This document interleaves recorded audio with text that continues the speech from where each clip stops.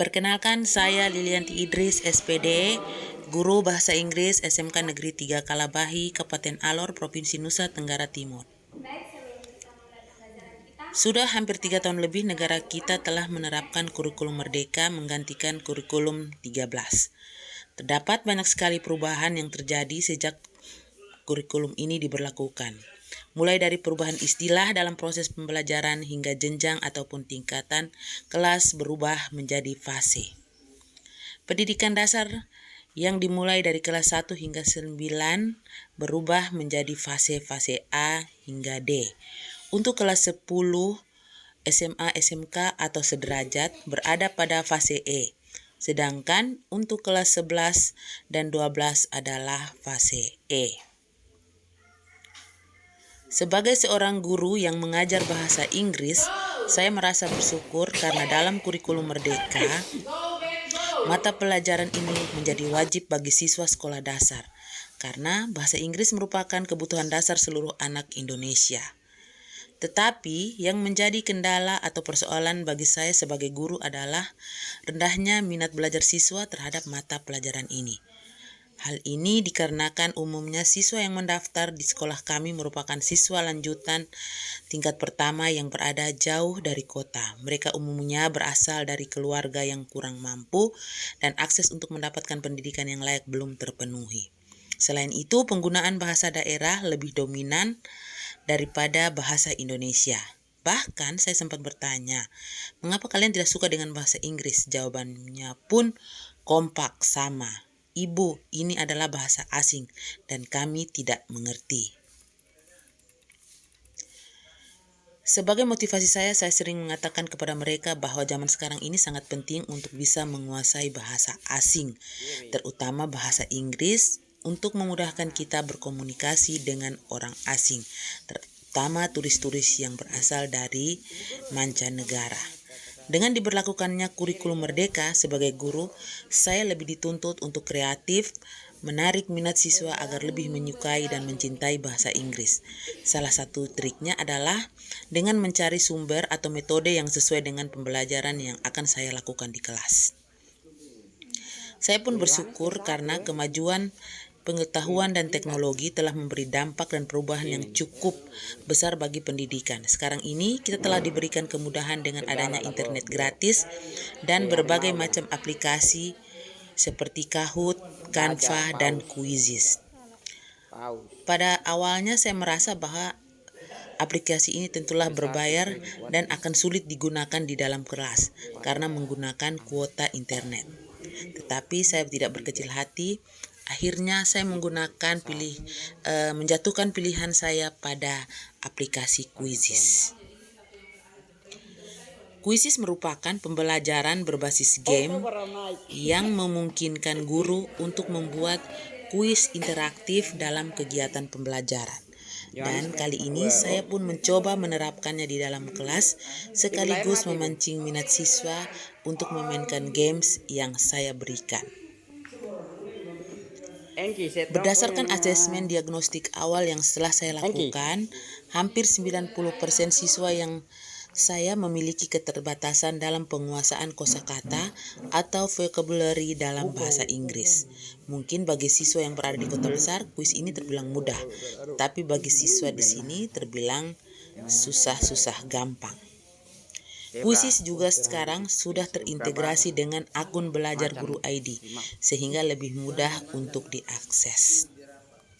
Mengapa harus Quizizz? Alasannya adalah dengan menggunakan aplikasi ini secara tidak langsung melibatkan siswa. Mereka akan dituntut lebih peka dan tanggap terhadap kuis yang dimainkan. Semangat untuk belajar mulai terasah dan gembira dalam belajar. Selain itu, ketika selesai mengerjakan tugas atau latihan, siswa secara otomatis akan mengetahui hasilnya secara langsung. Dengan demikian akan tumbuh kesadaran dalam dirinya untuk berubah. Jika nilainya berbeda dengan teman-temannya, akan membuat mereka termotivasi untuk merubah gaya belajar. Quizizz juga sangat mudah diakses dari mana saja, memudahkan mereka untuk menguji kemampuannya. Misalkan, guru bisa membagikan games ini untuk dimainkan di luar kelas. Jika melihat siswa yang mungkin sudah jenuh dengan keadaan di dalam kelas. Untuk pertanyaannya bisa bervariasi. Dan kali ini saya menggunakan pilihan ganda atau multiple choice. Bentuk soalnya pun gampang-gampang susah. Karena jika vocabulary-nya terbatas, maka siswa akan kesulitan menebak jawaban yang paling benar. Dengan demikian, guru dapat melihat tingkat kesulitan siswa ketika menghadapi kendala dalam pembelajaran. Selanjutnya, mengarahkan siswa untuk menemukan kata-kata sulit tersebut di dalam kamus. Untuk pembelajaran kali ini, saya akan membahas topik degrees of comparison. Siswa akan menyimak penjelasan yang disampaikan oleh guru sambil menyimak materi yang disampaikan melalui slide. Jika ada yang belum paham atau mengerti, bisa langsung ditanyakan kepada guru.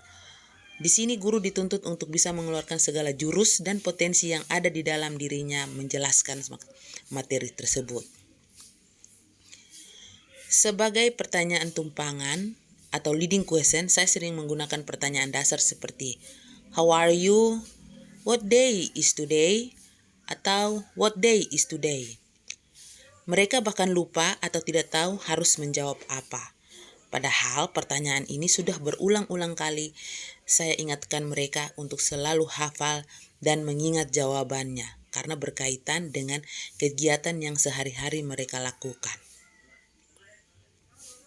Kembali kepada topik degrees of comparison, di sini saya akan menambah perbendaharaan kata melalui kosakata sifat adjektif. Saya akan meminta mereka untuk menyebutkan beberapa contoh kata sifat tersebut dalam bahasa Inggris dan lawan katanya. Selain memotivasi siswa, dengan games ini saya mengharapkan agar mereka lebih menikmati pelajaran bahasa Inggris tanpa merasa terbebani. Saya sangat seperti yang terlihat di awal kegiatan pembelajaran, siswa pun melakukan ice breaking, what I say and do what I say. Setelah itu kami akan melakukan permainan quizzes. Tapi yang saya lakukan adalah sebagai berikut. Persiapan. Pada tahap ini saya akan menyiapkan soal dalam bentuk pilihan ganda yang berkaitan dengan materi degrees of comparison. Setelah itu saya akan memberikan penjelasan trik atau games quizzes itu seperti apa. Selanjutnya, kuis ini akan dilaksanakan di dalam kelas karena untuk laptop dan e-focus harus terhubung dengan jaringan listrik. Evaluasi ini memudahkan siswa agar bisa bersaing secara sehat dan menyaksikan hasil perolehan nilainya secara nyata. Dan untuk umpan baliknya, siswa diminta untuk memberikan pendapat atau pengalamannya saat mengikuti pembelajaran hari ini dengan menggunakan quizzes. Nah, setelah melakukan permainan games quizzes ini, saya melihat bahwa siswa-siswa saya semakin termotivasi untuk belajar.